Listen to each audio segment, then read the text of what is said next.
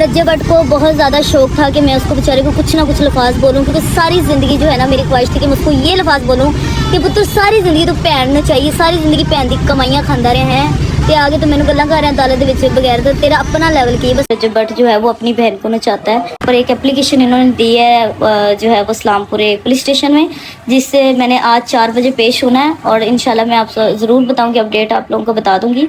रजब भट्ट और आयशा जट्ट की कंट्रोवर्सी बढ़ती जा रही है और अब इस स्टोरी के अंदर एक नया ट्विस्ट आ रहा है। जहां पे बात हो रही थी कि क्या रजब भट्ट की गिरफ्तारी होगी या फिर नहीं होगी, वहीं पे अब एक और बात हो रही है कि क्या आयशा जट्ट की गिरफ्तारी होगी या फिर नहीं होगी। मैं आपको सारी सिचुएशन बताता हूं कि ये स्टोरी कहां तक जाएगी। आयशा जट्ट ने वीडियो बयान दिया था कि 4 बजे मैं आज पुलिस स्टेशन जाऊंगी और वो अपनी इस बात पर डट गई थी। उन्होंने ये बोला था कि मैंने बहुत अच्छा किया, मैंने जवाब दिया, मुझे कुछ इशारे किए गए, कुछ कहा गया जिसकी वजह से मैं आई। खैर मैंने काफ़ी कुछ कहा उसको और मैं अपनी बात पे डटी हुई हूँ।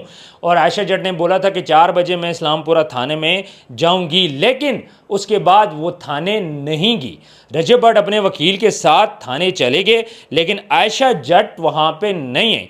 अब रजब भट्ट के वकील जुनैद खान का ये कहना था कि भाई FIR होगी, हमने अपना मौक़िफ़ दे दिए, आज हमने प्रूफ दे दिए हैं, साथ में अदालती वीडियो भी दे दी है और अगर कल आयशा पेश ना हुई तो पर्चा हो जाएगा। ये SHO साहब ने बोला है कि आयशा कल हर सूरत आएगी, नहीं तो उसके ऊपर पर्चा होगा। बाकी वीडियोस भी हमने दे दिए, एक दफ़ा कल का टाइम दिया है SHO ने कि कल का टाइम उनको दोबारा दे के देख लेते हैं, अगर वो नहीं आएगी तो हम लोग पर्चा दे देंगे। पुलिस के पास इख्तियार है, वो इन्वेस्टिगेशन करेगी और वो पर्चा इसको दे देगी अगर ये लोग पेश नहीं होते। अब यहाँ पे एक बात समझ में नहीं आ रही, आयशा ने जब वीडियो बयान दिया कि मैं थाने जाऊंगी, फिर वो थाने क्यों नहीं गई? क्या आयशा को डर था कि इन्वेस्टिगेशन के बाद पर्चा दे सकते हैं, FIR हो सकती है, फिर उसके बाद गिरफ्तारी हो सकती है? क्योंकि रजब भट्ट साइड जो थी वो टोटली तैयार होकर गई थी। क्या उसको किसी ने मना किया कि आप आज थाने में ना जाओ, आपने पेश नहीं होना? हो सकता है उनके लीगल एडवाइज़र ने हालात को देख के बोला हो, ये तो जल्द पता चल जाएगा। दूसरी साइड पे 4 तारीख को रजब भट्ट ने पेश होना है, 4 तारीख को रजब भट्ट केस का फैसला हो सकता है, जो भी इल्ज़ामात रजब भट्ट पे लगें। अब मैं मुद्दई की बात करूं तो उनके जो वकील साहब है उन्होंने ये बात बोली है, मैं मजम्मत करता हूं। जो दूसरी साइड है मैं आपको उसका बता रहा हूं, मैं मजम्मत करता हूं, कोर्ट के प्रोटोकॉल का ख्याल रखना चाहिए था दोनों पार्टीज़ को, चाहे वो हमारी तरफ से हो या फिर दूसरी तरफ से हो। फिर उन्होंने ये बात बोली थी जी कि रजब के साथ कुछ लोग आते हैं जो कि वकील नहीं हैं, अदालत के अंदर की और अदालत के बाहर की जो वीडियोज़ हैं वो कह रहे हैं कि भाई हम निकलवा कर दे रहे हैं, यानी कि उनका काम हमने आसान कर दिया। रजब भट्ट लोगों का वीडियोस तो हम खुद ही निकलवा के दे रहे हैं। और दूसरे ने बोला, रजब भट्ट ने बोला था जी मैं आयशा का नाम लेके इसको फेम नहीं दूंगा, लेकिन उन्होंने उनके ऊपर ही एप्लीकेशन दे दी है। उन्होंने बार बार इस चीज़ का जिक्र किया कि रजब भट्ट ने एप्लीकेशन दे दी है। एक बात तो नज़र आ रही है कि इस एप्लीकेशन से सम आउट टेंशन ज़रूर बढ़ गई है। मैं आपको एक बात बोलूँ कि रजब भट्ट, टाइम तो खैर उसके पास नहीं होता, लेकिन रजब भट्ट ने पहली दफ़ा किसी पे प्रॉपर केस करवाया है, प्रॉपर अपनी मुद्दत में किसी के ख़िलाफ़ एप्लीकेशन दी है। उसकी भी रीज़न ये है कि आप जब किसी को तंग करोगे, आप बार बार पिंच करोगे तो अगला तंग आ जाएगा। और यही सिचुएशन यहाँ पे हो रही थी रजब भट्ट के साथ। पहले केस लड़ा, जीता, फिर ओपन हुआ, फिर उसके बाद अभी दोबारा से केस ओपन हो रहा है। मतलब ये चीज़ें चली जा रही हैं। और एक बात मैं आपको बताता चलूँ कि रजब भट्ट इस टाइम पे एक मगरमच्छ बन चुका है, लिटरली। जो बंदा अरबों की एसेट रखता हो, जो बंदा अरबों की वैल्यू रखता हो, पाकिस्तान के अंदर जिस बंदे ने इतने केसेस फेस किए हों, आपको क्या लगता है कि उस बंदे को चीज़ें क्या टैकल करना नहीं आएंगी? उस बंदे के पास क्या लीगल एडवाइज़र्स की टीम नहीं होगी? उस बंदे के क्या कॉन्टैक्ट्स नहीं होंगे? जिन जिन केसेस से वो बच के निकला है, इतने मुश्किल केसेस जिनमें आप मज़हब के केसेस भी थे, 295A जैसे केसेस उसके ऊपर थे, इसके अलावा और बाकी भी उसके ऊपर NCCI का केस भी रहा है, लड़ाई झगड़े का भी रहा है। इतने मुश्किल केसेस से निकलने के बाद आपको क्या लगता है कि एक बंदे को क्या चीज़ों की समझ नहीं आएगी? क्या उसके कॉन्टेक्ट्स नहीं है?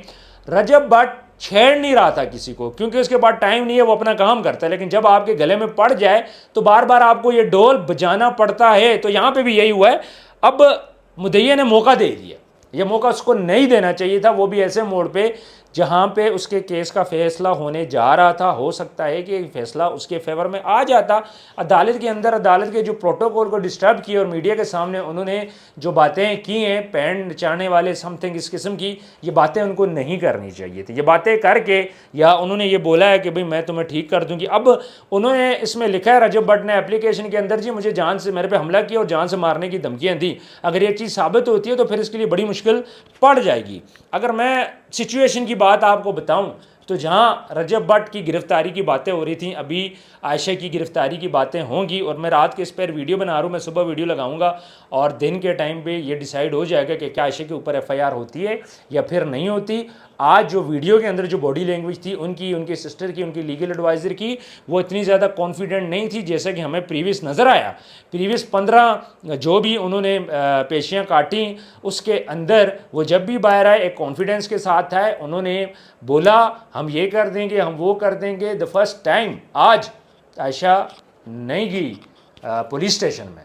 उसकी रीज़न क्या है, अब कहाँ तक केस जा रहा है, कितना डाउट है और गिरफ्तारी होगी या नहीं होगी, तो बहुत सारी ऐसी चीज़ें कि जो हम कैमरा के सामने बात नहीं कर सकते। लेकिन जो सारी हमें सिचुएशन नज़र आ रही है, मुझे लग रहा है कि आयशा के लिए थोड़ी मुश्किल होने वाली है।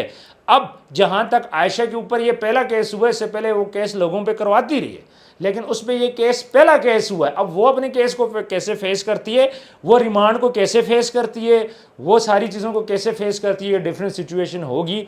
और मुझे लग रहा है कहीं ना कहीं कि गिरफ्तारी के चांसेस भी उसके हैं, एफआईआर के चांसेस भी उस पर हैं।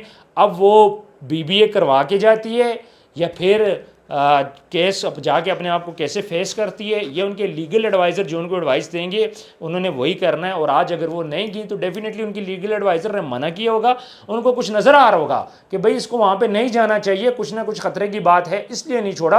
अदरवाइज़ आयशा जैसी एक कॉन्फिडेंट लड़की है वो वहाँ पर ज़रूर जाती आज, और उसने वीडियो में बोल भी दिया था कि मैं जाऊँगी। और सबसे एक बुरी बात ये कि उसने वीडियो में आज कॉन्फेस किया है कि भाई मैंने ये बोला है, डंके की चोट पे बोला है और मैं इस चीज़ को ऑन करती हूँ।